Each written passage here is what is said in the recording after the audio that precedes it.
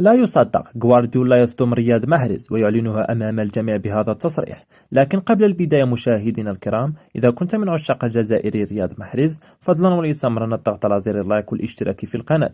فهيا بنا الآن إلى التفاصيل.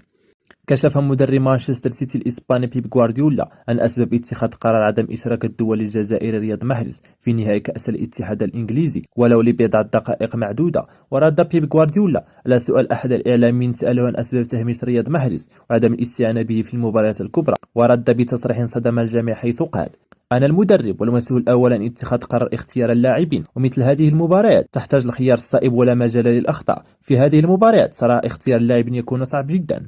إضافة إلى أن أثناء الاحتفالات شُهد رياض محرز وهو على غير طبيعته، ولم تلتقطه الكاميرات أثناء احتفال زملائه بلقب الاتحاد الإنجليزي، وهذا ما يؤكد على عدم رضا رياض محرز على قرارات التقني بيب غوارديولا.